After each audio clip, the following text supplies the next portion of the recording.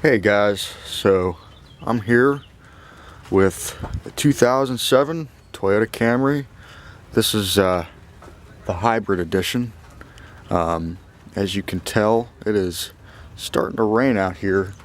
I wasn't really planning for that, but we're gonna try and finish up out here for too long. I'll just take you around it, kind of look at it. It has been in a front end collision. We bought it used in '09, and they did a pretty good job fixing it. There's some imperfections actually with the front here. The front has a lot of chips. You can kind of see this here. It's got a lot of chipping going on, and the hood, you can kind of see that there. I don't know if you can really make that out, but it's kind of, the clear coat on the paint is starting to wear away there. And so, you know, they did an okay job for repair shops, but not the best. So we're gonna go ahead and hop inside here. It has the keyless go, that whole thing. I'm sure you've seen it a million times. It's 2019, so I trust that you've seen that enough. I can push the seat back here. It's automatic driver's seat. It's my mom's car. She drives it daily to work and whatnot. And so just kind of get a make of the interior. It's a cloth interior. I've seen a lot of different reviews on this car, particularly this generation of Toyota Camry, and it's gotten kind of a bad rap, particularly for the interior build quality. And I can tell you that it really isn't the best.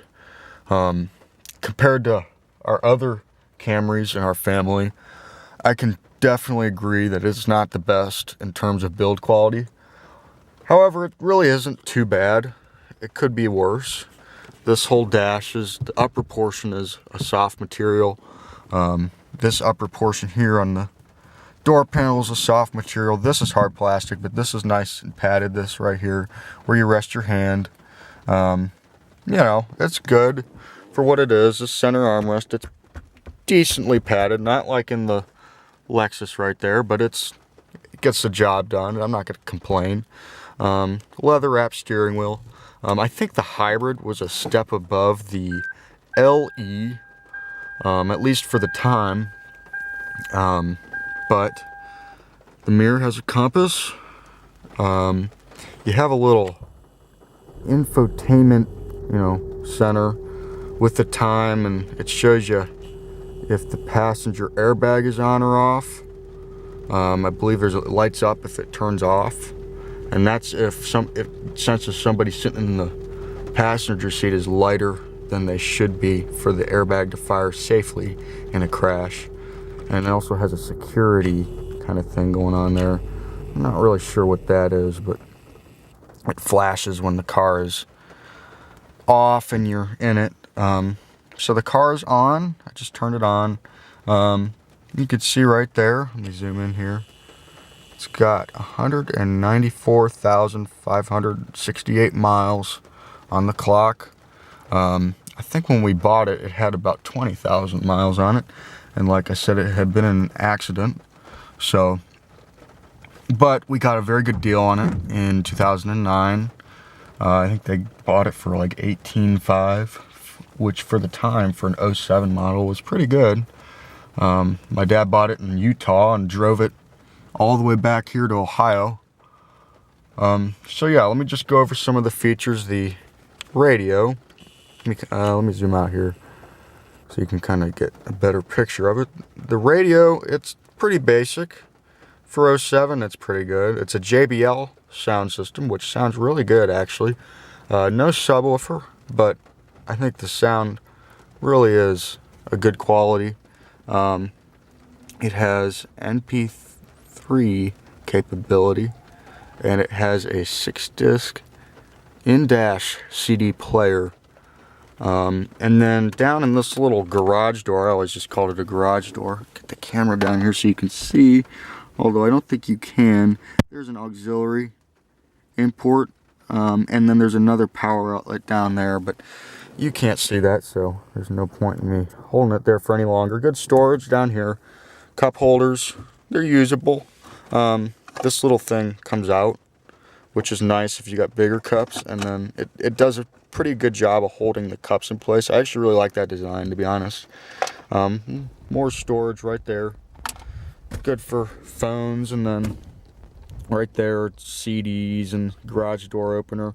This actually does have a HomeLink system, but we never were able to get it to work. So, you know, what can I say about that? If it doesn't work, then it's pretty useless to us. Yeah, good storage there. The glove box, it's actually pretty big, and it's damped. It lights up.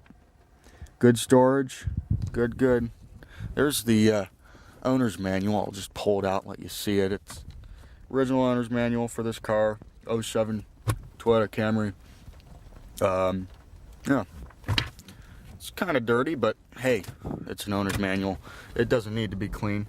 I'm gonna go ahead and pop the hood, and it's, like I said, it's starting to rain, so we're not gonna take too much time. The car is on. I think a lot of people have heard of the Prius hybrid, and I'm not a big fan of Priuses, to be honest with you. I think they're just weird cars in general. But this car, under the hood, it's a similar setup with a, instead of the Prius's smaller 4-cylinder engine, this has the 2.4 liter larger engine that actually was in the, I think it's kind of an offshoot of the 4-cylinder engine that was in the standard Camry at the time. But the numbers, or number, is 187 horsepower. They don't have a torque number for this car. I think it had something to do with the electric motors. The newer Toyota Camry, the 12 and up, actually did have a torque number. I think it was 200, but this one doesn't. I imagine it's somewhere around the same number, because the 12 Camry has a bigger 2.5 liter engine, but this is an Atkinson cycle engine. 16 valves, VVTi. I think that stands for variable valve timing with intelligence. Yeah, pretty reliable engine. It really gets the job done very well. The only major issue we've had with this car is the ABS system went out on it, so we had to get that replaced. Yeah, very reliable though. Other than that, no real issues, just regular maintenance.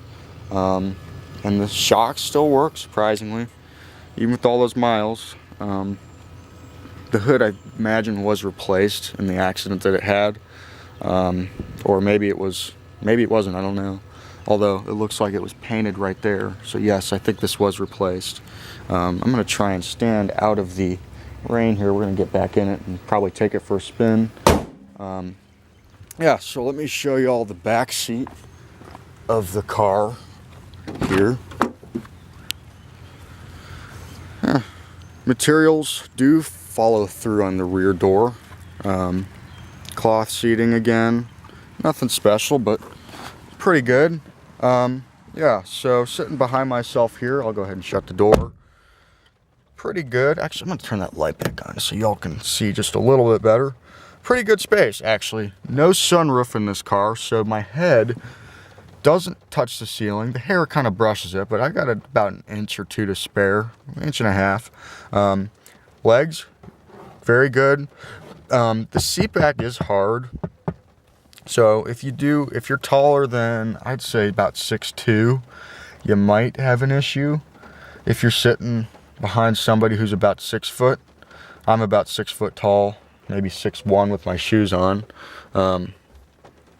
Rear air vents for the passengers back here, very nice. Turn it on and off, they swivel and everything. Armrest, you know, standard thing. It's kind of small. I wish it were a little bigger. My Lexus has a nice big armrest in the center. This one, you know, it works, but it's kind of cheap. I think all the Camrys kind of had a smaller armrest though. But yeah, good back seat. you know, roomy, usable. I rode a lot of times back here when I was a kid, so I have I had no issues with it whatsoever. I'm gonna go ahead and pop the trunk here. Actually, I don't need to do that in this car. I forgot. It's got the keyless thing where you don't have to pop the trunk from the key or inside. You can just touch it underneath there. There's a little pad.